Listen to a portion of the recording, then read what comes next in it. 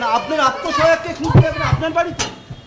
আপনি তদন্তকারী সংস্থা নয়, তদন্তকারী সংস্থার সাথে গিয়ে কথা বলুন, তারা সার্চ করে গেছে, উত্তর তারা দেবে। আমি তদন্তকারী সংস্থার প্রতিনিধি নই। আপনি দরকার হলে রিপাবলিক ছেড়ে তদন্তকারী সংস্থায় চাকরি করুন। লুকিয়ে রেখেছি কি না আমার পুরো বাড়ি সার্চ হয়েছে, উত্তর তদন্তকারী সংস্থার প্রতিনিধিদের জিজ্ঞেস করুন। পারি তদন্তকারী সংস্থার কাছ থেকেই মিডিয়া এই খবরগুলো লিক হচ্ছে। যদি লিক হয়ে থাকে ইনভেস্টিগেশনের উদ্দেশ্য তো ঠিক নয়। সুতরাং আমি বারবার তদন্তকারী সংস্থা যেখানে আমাকে ডেকেছে আমি গেছি। আমি যদি কলকাতায় উপস্থিত না থাকি আমি তো যেতে পারি না। আমার সামর্থ্য অনুযায়ী যেখানে যখন প্রয়োজন হয়েছে যে মামলায় ডাকুক। আর এখন সরকার পাল্টেছে, এরা বিভিন্নভাবে মামলায় আমাকে ট্যাগ করবে। আমি শুনেছি যে মামলায় আজকে আমাকে নোটিশ দিতে এসছে, আমি বলেছি 4 তারিখের পর ডিজে বাজে। আমি প্রশ্ন করতে চাই যে আমি যদি সত্যি কোনো ভুল বলে থাকি, আমি এই স্টেটমেন্টগুলো কবে করেছি? নির্বাচন চলাকালীন। নির্বাচন যখন চলছে, ল অ্যান্ড অর্ডার, আইন শৃঙ্খলা কার আন্ডারে? ইলেকশন কমিশনের আন্ডারে। মমতা বন্দ্যোপাধ্যায়ের আন্ডারে তো ছিল না। তাহলে তখন আমার বিরুদ্ধে এফআইআর হলো না কেন? ইলেকশন কমিশনের বিরুদ্ধে কমপ্লেন হলে ইলেকশন কমিশন আমার বিরুদ্ধে ব্যবস্থা নিল না কেন? তার কারণ আমি যদি ডিজে বাজানোর কথা বলে থাকি, দেশের স্বরাষ্ট্রমন্ত্রী বলেছেন তৃণমূলের লোকেদের উল্টো করে ঝুলিয়ে দিয়ে সোজা করে দেবো। প্রত্যেক ক্রিয়ার সমান এবং বিপরীত প্রতিক্রিয়া রয়েছে। আপনি বলবেন জ্ঞানেশ কুমারকে যদি আমার এগেনস্টে অ্যাকশন নিতে হতো, তাহলে অমিত শাহর বিরুদ্ধেও অ্যাকশন নিতে হতো। অমিত শাহর বিরুদ্ধে অ্যাকশন নেওয়ার ক্ষমতা ইলেকশন কমিশনের নেই, তাই আমার বিরুদ্ধেও অ্যাকশন নিতে পারেনি। সরকার বদলেছে, এখন মামলা হয়েছে। তাহলে আমার বিরুদ্ধে যদি মামলা হয়, আমি ডিজে বাজাবো বলে, তাহলে অমিত শাহর বিরুদ্ধে এফআইআর হবে না কেন? আমরা তো কোর্টে মুভ করবো। তদন্তকারী সংস্থার কাছে রাজ্যের মুখ্যমন্ত্রী যদি এই কেস আমি বাংলা থেকে বহিরাগতদের আক্রমণ করেছি বলে আমার ভাষণে এই তদন্তভার সিআইডি কে দেওয়া হয়, তাহলে যে বহিরাগতরা এসে বাঙালিকে আক্রমণ করেছে সেই মামলার দায়ভার কেন সিআইডি বা সিবিআই কে দেওয়া হবে না? এই প্রশ্ন তো উঠবেই। এই প্রশ্ন তো এড়িয়ে যেতে পারে না। আপনারা এসব চাপের রাজনীতি, দল ভাঙানো আমরা অনেকদিন ধরে দেখছি। এসব করে কোনো লাভ নেই।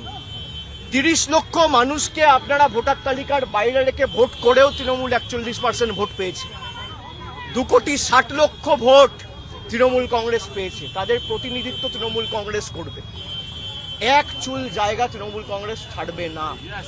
যদি কেউ ভাবে যে ধমকে চমকে সিআইডি দিয়ে, সিবিআই দিয়ে, দল ভেঙে, কুৎসা করে, গায়ের জোরে কর্মীদের মিথ্যা মামলায় ফাঁসিয়ে ফলস কেসে ইমপ্লিকেট করে, পার্টি অফিস দখল করে, বাড়ি ভেঙে, ঘর জ্বালিয়ে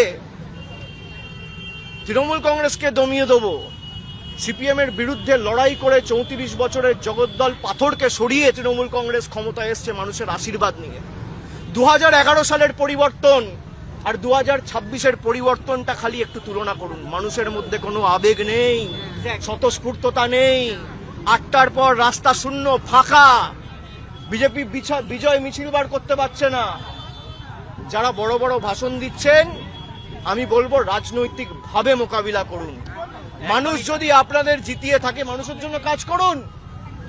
মানুষ বুলডোজারের জন্য ভোট দেয়নি, মানুষ কর্মসংস্থানের জন্য ভোট দিয়েছে, শান্তি শৃঙ্খলা সম্প্রীতির জন্য ভোট দিয়েছে।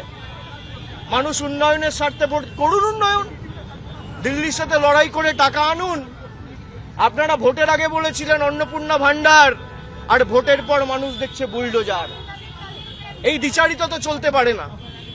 আমি মিডিয়ার বন্ধুদের বলবো, কোনো স্পেকুলেশন, কোনো আলোচনা না করে যদি কেউ ভুল তথ্য পরিবেশন করেন, আমরা কিন্তু বাধ্য হব হাইকোর্ট, সুপ্রিম কোর্ট অব্দি যেতে পৌঁছাতে।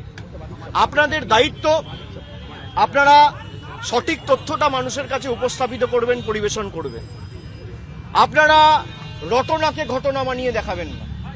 আমার সাথে তদন্তকারী সংস্থার কি কথা হলো, আমার সাথে অন্য কারোর কি কথা আপনি দেখিয়ে দিচ্ছেন। আমার সাথে রাহুল গান্ধীর মিটিং হয়েছে, তৃতীয় ব্যক্তি কেউ নেই। আমি আর রাহুল গান্ধী কি কথা হয়েছে আপনারা জেনে গেছেন। আমিও মিডিয়ার সাথে কথা বলিনি, রাহুল গান্ধীও। আপনারা জানছেন কোত্থেকে? আপনারা আপনাদের মতো স্পেকুলেট করে খবর যা পাচ্ছেন বলে দিচ্ছেন। যারা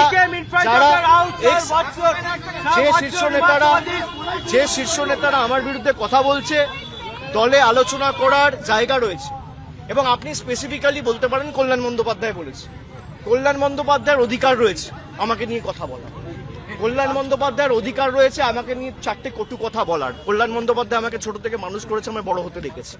আমি এই কথাগুলো নিয়ে খারাপভাবে নিই না। ওনার একটা ঘটনা হয়তো খারাপ লাগতে পারে, উনি বলেছেন, কিন্তু আমি আমার কোনো ব্যক্তিগত ক্রোধ বা আমার কোনো ব্যক্তিগত ক্ষোভ কল্যাণ বন্দ্যোপাধ্যায়ের বিরুদ্ধে নেই। আমি তাকে আগেও সম্মান করতাম, আগামী দিনেও করব।